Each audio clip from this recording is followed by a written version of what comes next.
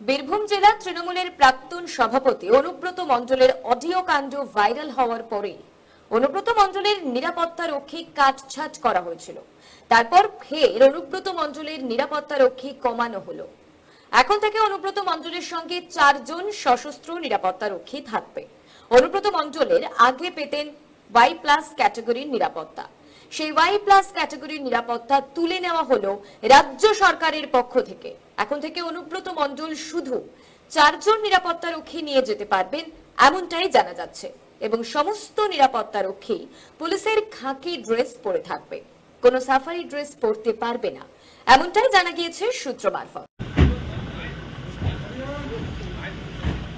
আমরা কজনই আছি, দুটো গোপরিত আমার দেখিস তো বাইক বাড়তি লোক তো না ডেকে আমি লিস্ট নিয়ে দিয়েছি। হ্যাঁ লিস্টে বাইরে আর উঠলো না।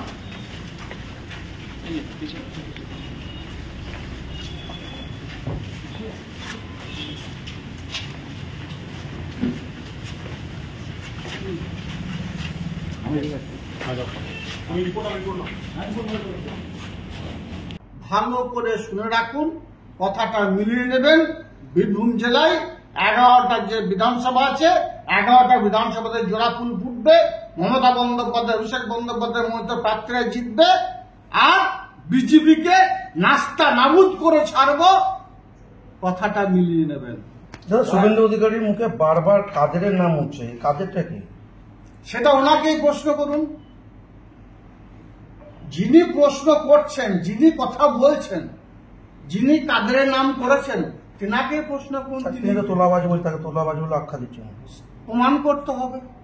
এমনি আমি তো বলেছি 100টার মধ্যে 99টা মিথ্যা কথা বলেছেন। 99টা মিথ্যা কথা আমি তথ্য দিয়েছি আপনাদেরকে। আর যেটা সত্য বলেছেন আমি সেটা স্বীকার করেছি, কারণ আমি ইসলাম ধর্মে বিশ্বাসী, মুসলিম ঘরে জন্ম নিয়েছি। আমি সত্য কথা বলতে ভালোবাসি, সত্য কথা বলি। আমি মমতা বন্দ্যোপাধ্যায়কে মা মনে করেছি। মমতা বন্দ্যোপাধ্যায় আমার মা ছিল, আছে, থাকবে। মমতা বন্দ্যোপাধ্যায় সৈনিক, আমি সৈনিক হয়েছিলাম, আছি, থাকবো। আমি কোনো দুর্নীতির সঙ্গে যুক্ত ছিলাম না, এখনো থাকি না, ভবিষ্যৎ থাকবো না। আমি দলটা করি, এটা আমার নেশা, আমার পেশা নয়। উনি পেশা হিসেবে নিয়েছিলেন, তাই ওনাকে ওয়াশিং মেশিনে গিয়ে ঢুকতে হয়েছে। আমি ঢুকবো না। আর আমাকে ইডি সিবিআই ভয় দেখে লাভ হবে না, এই মামলা লাভ হবে না।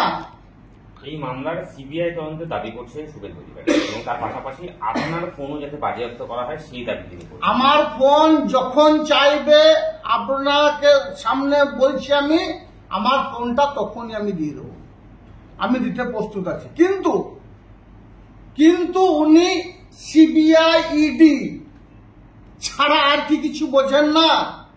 বাংলার পুলিশ আছে, বাংলার পুলিশ প্রশাসন আছে, তারা নিরপেক্ষভাবে প্রত্যেকটি বিষয় তদন্ত করছে।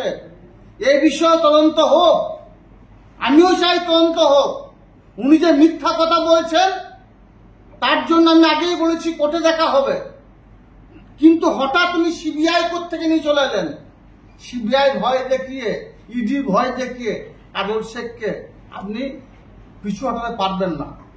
কাজল শেখ ইডি সিবিআই কে ভয় পায় না। আমি জন্ম নিয়েছি মুসলিম পরিবারে, আমার একটাই বাবা, একটাই মা। স্বভাবতই জোর গলায় বারবার বলেছি, আজকেও বলছি, আমি উপরবেলা ছাড়া কাউকে ভয় পাই না। কাজল শেখকে ইডি সিবিআই ভয় দেখিয়ে লাভ হবে না।